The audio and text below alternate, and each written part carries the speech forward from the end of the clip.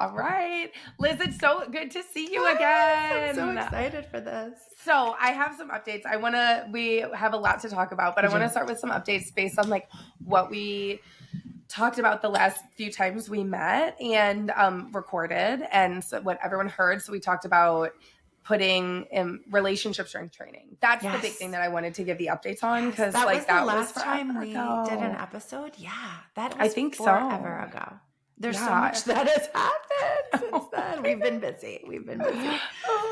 And okay, so I want to say the relationship strength training was like huge. Like it was so amazing. And where my relationship was when I started that was the beginning of October, I think. So October, November, so 2 months ago. It's like so much has changed in my relationship. And the coolest thing about it is that I kind of feel like I was not showing up with like my cosmic gifts in my relationship. And what I mean by that is like my husband's really good at having like being really free and like fun, like freedom and fun. He's great at, and like encouraging that in our relationship. And I'm really structured. And so like structure is what I bring, like my cosmic gift to our relationship specifically. And since what we did, so that people who don't remember, is we didn't drink the entire month of October, which is like, he drinks more than me, but like we still go out for cocktails like a lot, you know, like last night we did, and my brain is fuzzy right now as a result. And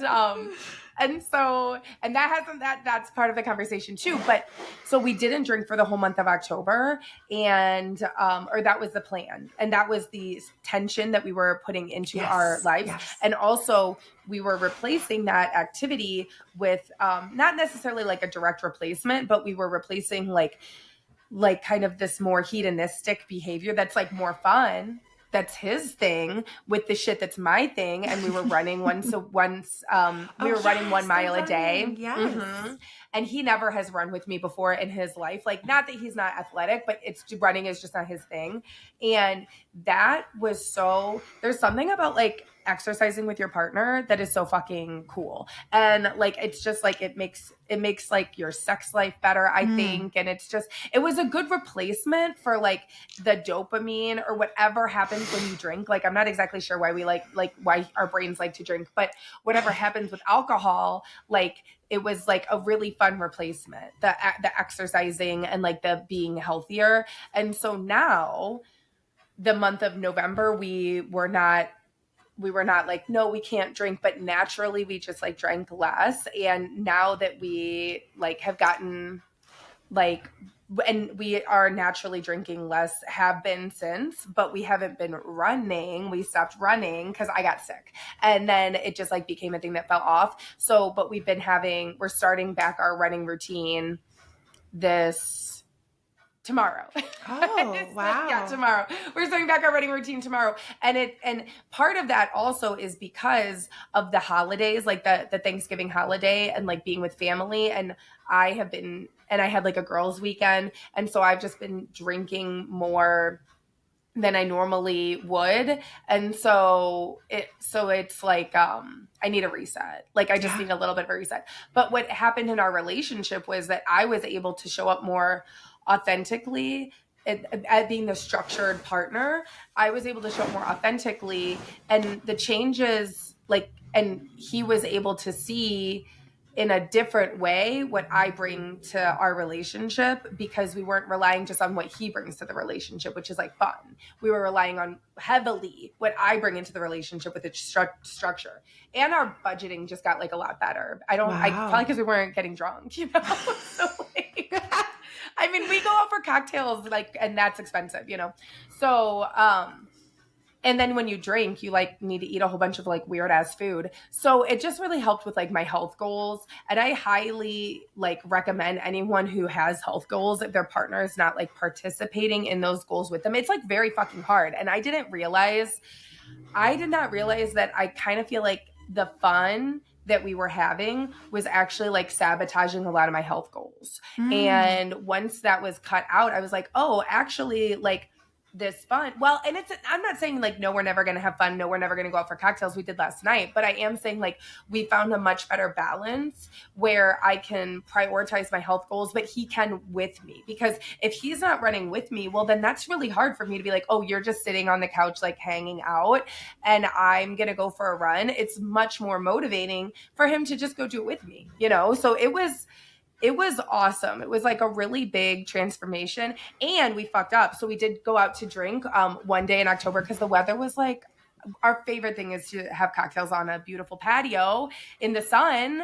And so one day we did, and because it was just so beautiful, we were like, oh, we have to just go have these like cocktails in the sun. And it was really helpful to see like, oh, well, you can like fuck up and like not do what you said you were going to do and then go right back into it, you know? And so that was actually like a really good experience for both of us too, because it's like, the goal isn't to never drink.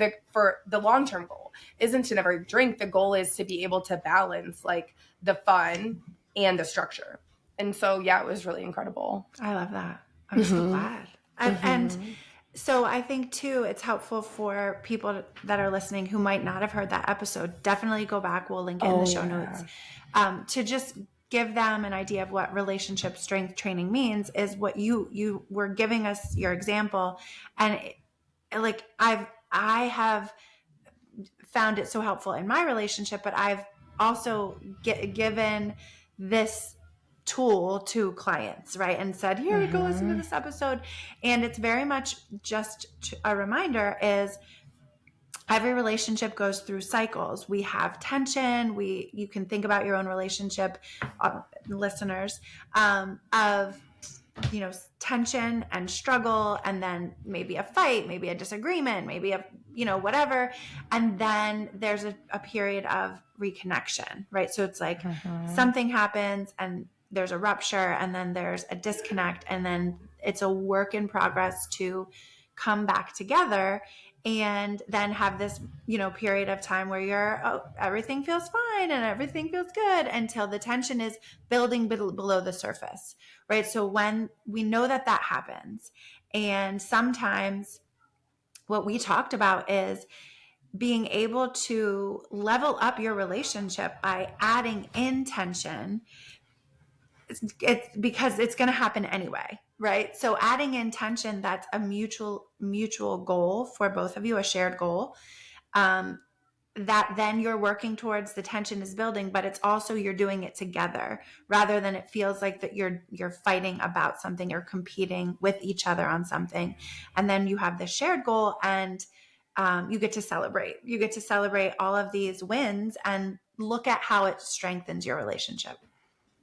And you putting it like in that, explaining it like you do, like so eloquently, makes me think that the benefit was that we got out of it, the huge benefit. Like, so the actual tension that we put in was limitations on drinking and actually running, you know? And so that was the tension that we put in. But the benefits that we got were not just not fighting with each other, but also now we're better at like anything that puts tension in our relationship, like budgeting. Now we're better at budgeting as a result of that. We're better at like, our relationship, we just like communicate better because we intentionally put that tension in. So it wasn't just for us, it was, I kind of thought it would just be like avoiding the fight cycle, but we're also like getting so much better at all of the other things that could potentially become a fight.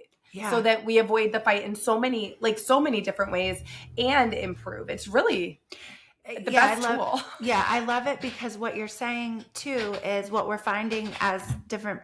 I'm talking to different people who do this, and doing it myself in my own relationship, is that you don't know all the benefits that will come. We can't predict all of them, because that's the beauty and the magic of connection in an authentic way with your partner, and a proactive approach to building each other up, like strengthening each other and strengthening the relationship.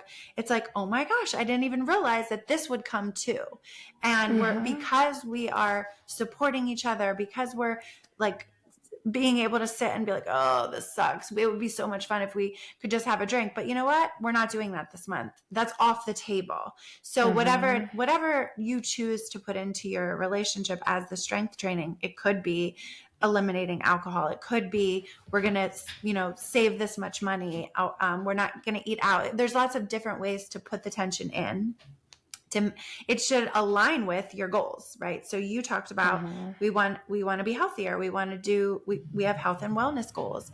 And so that it takes the effort to talk to your partner and come up with the idea.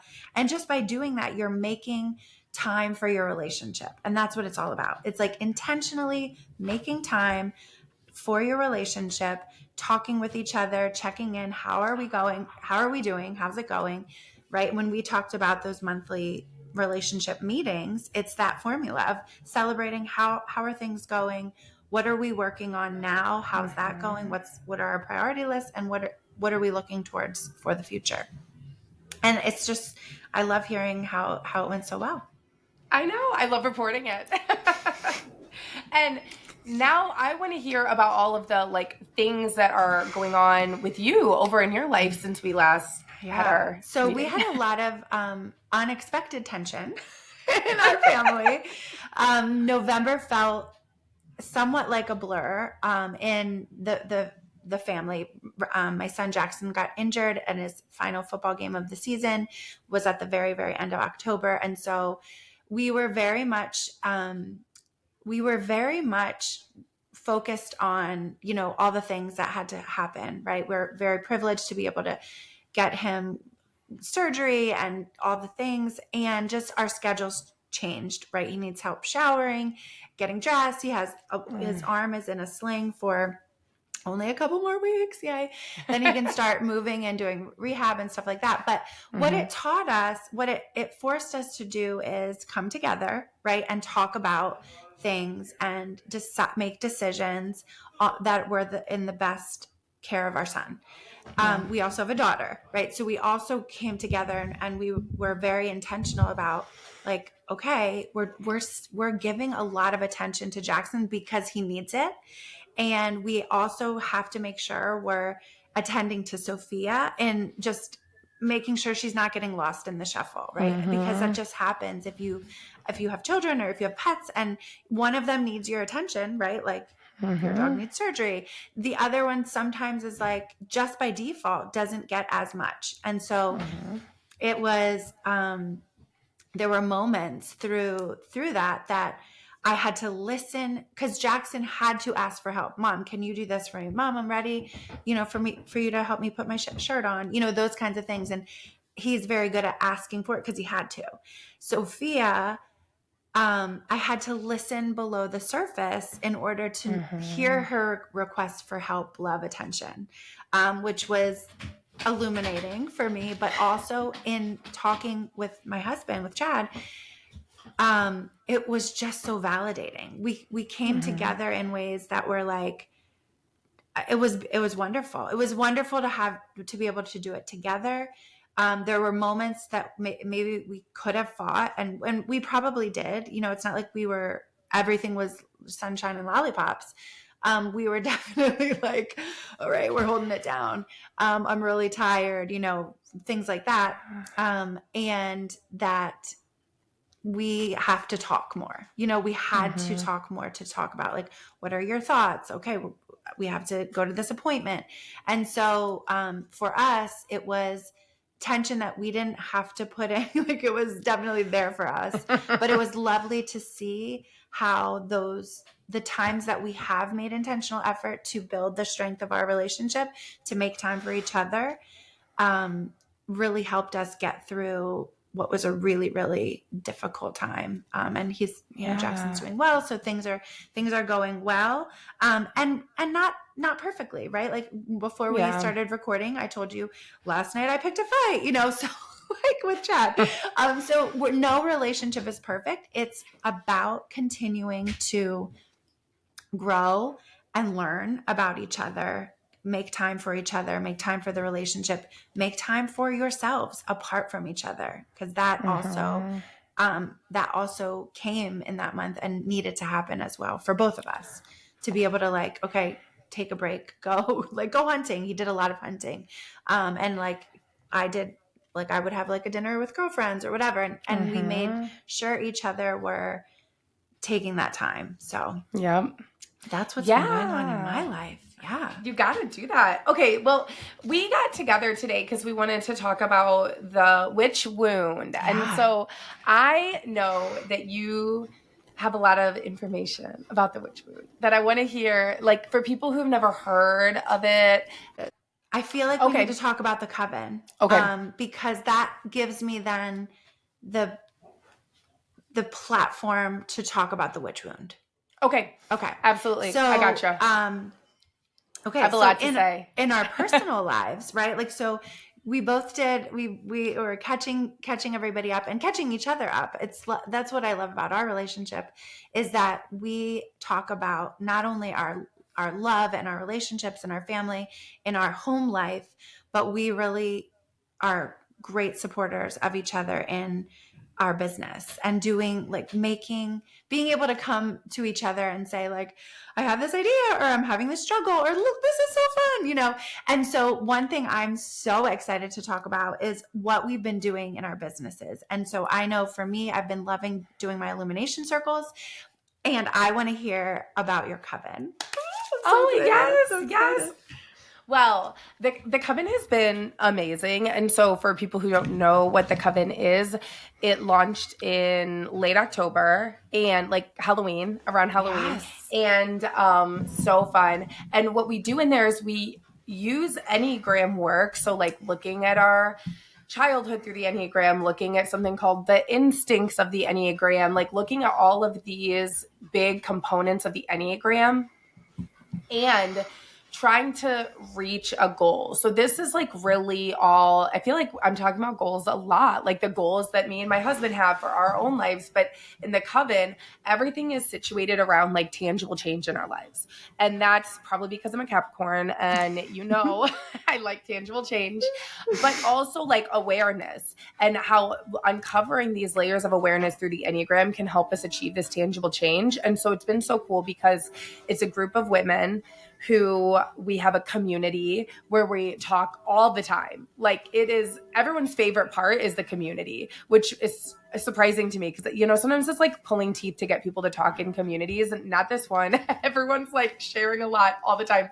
And it's incredible because people are having such aha moments, like such big aha moments. But something that is so fun that you and I are doing together in the coven is these divine illuminations. And so people who just listen to Enneagram Ego Death have not heard about this yet, but what they are is like these recordings. Like I feel like I have like a really good talking voice. Like I love my raspy ass talking voice, but I cannot, like, number one, because I don't know how to do I don't know how to help people drop into a meditative state like you do, but also like you have such a beautiful voice. It's just like you were built to do, like, to help people drop into their unconscious. Yeah. Thank you for what you do in the coven. And so you, all of these things that we call divine illuminations, which are like guided recordings where people drop into their unconscious, like subconscious states.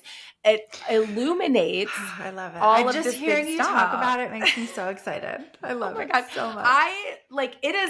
It is just amazing. It is a cornerstone of the coven, and it's so amazing to have your voice in there and like your expertise. And we do some digging into the subconscious, which is definitely inspired by your work and like the Hill method that you introduced me to. And so I'm really thankful, just like your footprint is really big in the coven, as well as you being a member. And so it's just like the divine illuminations have brought this this big added element into the coven where people are having awareness through the conscious realm, but then they can also have illuminated awareness through the unconscious realm. Yes. And that has been incredible. Yes. Oh gosh. I've loved so much being a part of the coven. I love the energy. It's interesting because we've been talking about our businesses and how we've, collaborated on things for quite some time. And it's so exciting to see how all the fruits of our labor are coming to like just big celebration moments. This coven, I have seen a side of you. Like, not that I didn't see this side, but like you keep creating content. Every time I get an email, like, there's new content for you. I'm like, wow, Angie is on fire, you know? And it comes from the energy, like you said, it comes from the energy of connection with the members of the coven are bringing their energy there. You're bringing your energy there. We're connecting in an energetic way. Oh, is that Valkyrie? Yeah. She got something to say. I love it. Yes. And for me, that feels so energizing. And I love hearing about it, and being a part of it. I love,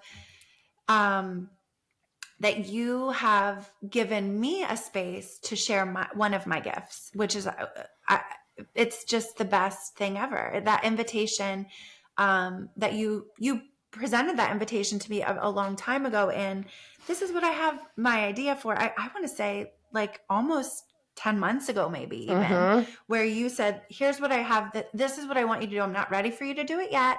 Here's, you know, and then I remember being like, okay, tell me when you're ready. And also I had to wait for the energy to come to me because it is a creative process when I create the divine illuminations, that I'm picturing like where I record them, and it's just I have like a process that I use to do it, and it's so fun for me. It's so fun for me. So thank you for inviting me there. Oh yeah, we love it. Yeah. We love you being there.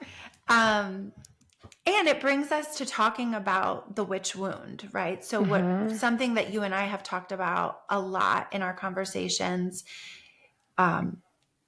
whether they were recorded and published or not, we talk a lot about basically the wound, that this shared wound that women experience from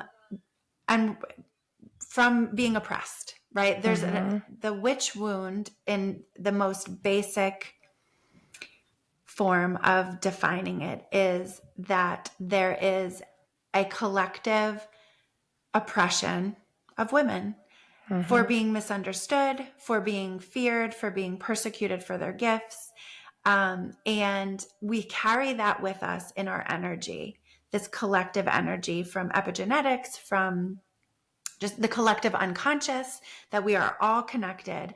And if you think about, when you think about when the witch hunt, right, and the Salem witch trials, what the underlying intention was to disconnect women from each other, pit women against each other, and make women think you have to give us information, you have to out your sister, your friend, the woman down the street, right? Because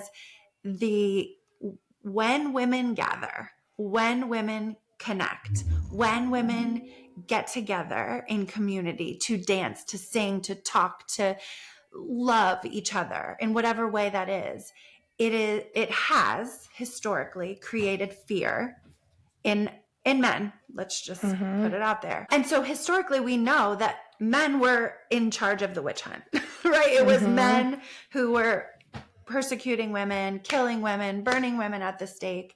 And we carry this with us now, even though that was hundreds of years ago or thousands, it's been happening throughout time. And if you pay attention to things that you read, things that you hear, things that you watch, you can see this thread that runs through stories and history of women being ridiculed, persecuted, misunderstood, oppressed, and it shows up in our lives, right? So I was just talking to my daughter yesterday. They're doing a musical, The Hunchback of Notre Dame, for high school this year. And I was like, I don't really know that story. She starts telling me the story. And lo and behold, in the story is the one main character, Esmeralda, is persecuted for her gifts. And they basically do a witch hunt, the musical version. I had never saw the Disney version, but it's just everywhere you turn, you can see it if you want to. I'm going to pause because I have so much more to say, but I want to hear what you're thinking. Well, it is so like there is this component of it that is so obviously so horrible, like horrible violent things happen in the past, and also like the oppression because of the magic that happens when women gather, right? And so one of the big reasons even why we're talking about this and why it's connected to what the divine illuminations that they're doing, that the coven members are doing, is that we had to come up with a name for the divine illuminations because they're more than meditations. And so we're talking about like, oh, what is this name? What is this name going to be? And you came up with divine illuminations, and it just felt so right. Like it fit so beautifully. And it's the word divine is that like it, of course, illuminations was very obvious because you're shedding light on things that are happening in the subconscious.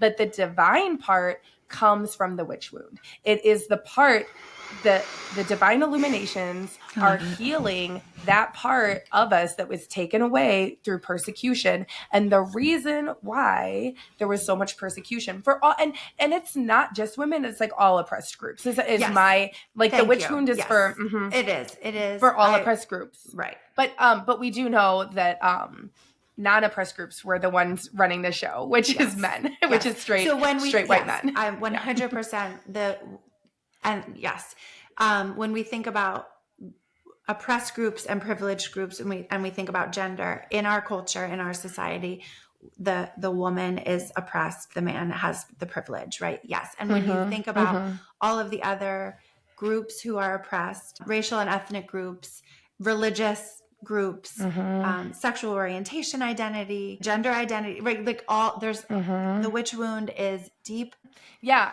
All people, and like all people who's experienced any type of oppression. And so that's just what's so divine and beautiful about it. And so that word divine really like connects to the divine feminine, which is like, of course, me being an artist, I love, like, there's so many representations of like the power of women, and the divine feminine just being like an energetic, it's not just like has to do with like having female sex organs. It's like, oh, you have the energy of like this magic inside of you that took a lot of violence to try to squash out, and a lot of people were scared of it. And so to reclaim that through the process of like in the coven utilizing the Enneagram, but then this deep unconscious work through the divine illuminations. I mean, it's just like amazing. And so while it comes from like a really, and it still is really hard because there still is oppression happening. It's just like a different type, but to have the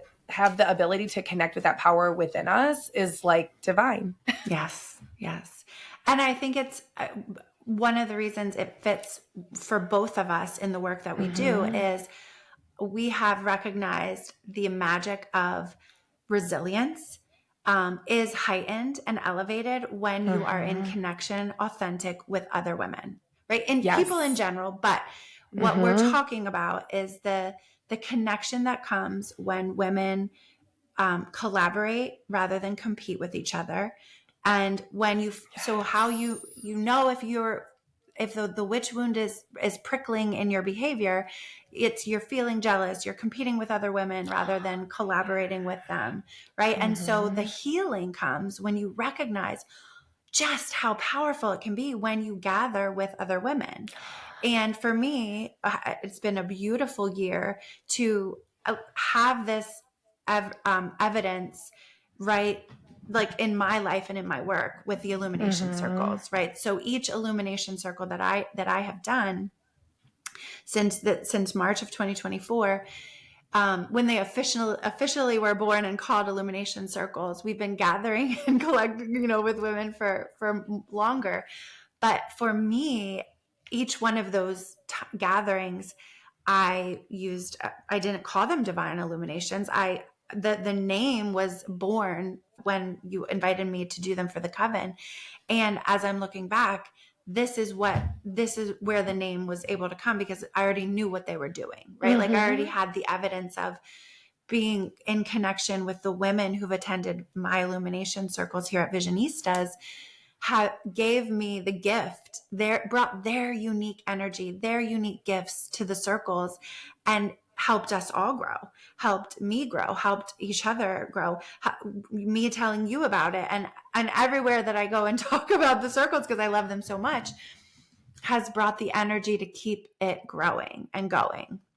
And so I'm really excited as well to continue building my community as well, like a sister community to the coven, right? Because we don't live around each other, and the Enneagram is your specialty, and we have a different way to do what we're doing, but there's so much overlap and so much collaboration that I feel like we have brought each other's magic to new levels, which is just amazing. So fun. Oh my God, 100%. Like that's a really beautiful example of the collaboration instead of competition, and how that brings out the divine feminine energy. Yes. It's amazing. Because we're not immune to, right? I've talked to you before when I felt like, oh, there's a energy when you will know when there's a competition happening and it's not coming from you, right? It can be very trying when you're feeling that energy from somebody who you feel like, why aren't we connecting, right? Like, what's going on here? I'm trying really hard to connect authentically, and something's not working. And I've had to do this, and we've talked about it, of just like, let's pause and really just kind of let things go, listen to your intuition, set healthy boundaries, continue to show up authentically, rather than coming from that wounded place, because it comes up, right? Those scars will prickle. We will get the tricky part is we'll get wrapped up in the fear and the wounded place where we had to survive, right? Collectively, as if you're thinking about the witch trials, and there was, to survive, you had to out your sister, you had to out your girlfriend, to survive, to not be killed yourself. And so we're trying to recognize that needs to be healed, and we need to step away from the fear that we're going to die ourselves if we're not winning, or we're not, competing against someone. Rather, we collaborate and we connect authentically with each other. Yes. And it's a beautiful thing what I'm seeing, like what you see happening in your illumination circles and what I'm seeing happening in the coven community. It's like when people let those walls down and they carry their wounded place with them, but they express it in a way that is owning it instead of it owning them. It's like what the connections are amazing. Yeah. Owning. We have so much more to say. We have so much more to say on this topic. I love that you said owning it rather than allowing it to own them. That's the beauty of the self-awareness, right? That's why we're doing the inner work. That's why you're creating content in the coven that helps people get to know themselves better, get to know themselves, their personality through the Enneagram. That's why in my program we have the self-love program, where you're learning about yourself, body, mind, heart, soul, spirit. The idea is building self-awareness so that you are aware of when those wounds are showing up and motivating your behavior, rather than your behavior being motivated by your values, your vision, your mission, your mission and your vision, and in a light and love way. Yes, absolutely. Oh, I could just keep talking forever and ever. I know.